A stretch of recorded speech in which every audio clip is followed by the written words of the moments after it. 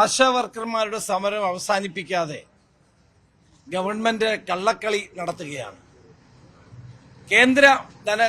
കേന്ദ്ര ആരോഗ്യമന്ത്രിയുമായി സംസാരിക്കും, അതിനുവേണ്ടി അപ്പോയിന്റ്മെന്റ് വാങ്ങിയെന്ന് പറയുന്ന മന്ത്രി ഇപ്പോൾ ഉരുണ്ട് കളിക്കുകയാണ്. CPMന്റെ സംസ്ഥാന സെക്രട്ടറി പറയുന്നു മന്ത്രി കേന്ദ്ര ആരോഗ്യമന്ത്രിയെ കാണാൻ ഉദ്ദേശിച്ചിരുന്നില്ല എന്ന് പറയുന്നു. മന്ത്രി പറയുന്നു ഞാൻ അതിനുവേണ്ടി കത്ത് കൊടുത്തു എന്ന് പറയുന്നു. ഏതായാലും ഈ സമരത്തെ ഒറ്റപ്പെടുത്താനും തകർക്കാനുമുള്ള നീക്കം ഞങ്ങൾ അനുവദിക്കില്ല. കേരളത്തിലെ ജനങ്ങളും ആശാ വർക്കർമാരും ഈ സമരത്തോട് പൂർണ്ണമായ അനുഭാവം പ്രകടിപ്പിച്ചുകൊണ്ടാണ് മുന്നോട്ട് പോകുന്നത്. ഈ സമരം പരിഹരിക്കാൻ എന്തുകൊണ്ടാണ് മുഖ്യമന്ത്രി ഒരു യോഗം വിളിക്കാത്തത്?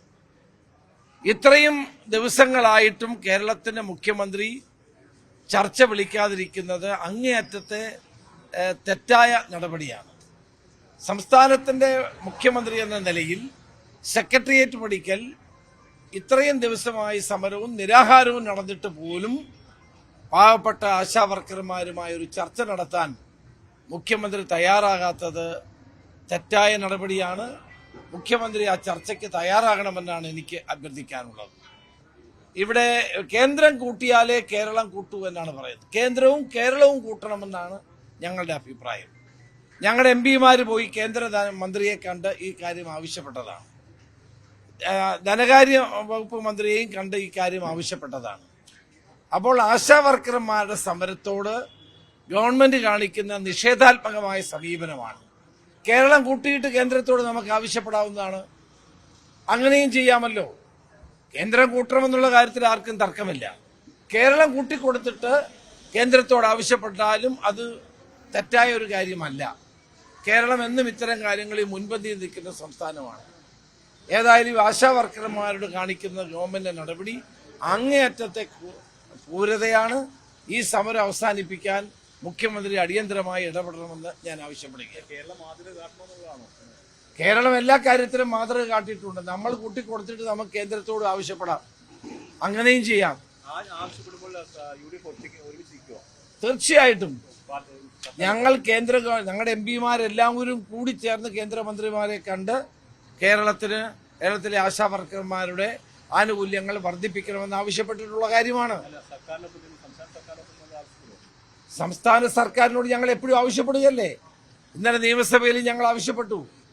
അപ്പൊ ഈ സമരത്തെ തകർക്കാൻ ബോധപൂർവം ഗവൺമെന്റ് ശ്രമിക്കുകയാണ്. അത് വളരെ തെറ്റായ നടപടിയാണ്.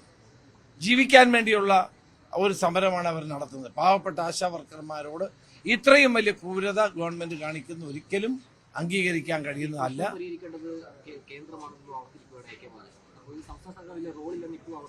സംസ്ഥാന സർക്കാരിന് റോളുണ്ട്, കേന്ദ്ര ഗവൺമെന്റിന് റോളുണ്ട്. ഈ രണ്ട് ഗവൺമെന്റുകളും ആശാ വർക്കർമാരെ കബളിപ്പിക്കുകയാണ്.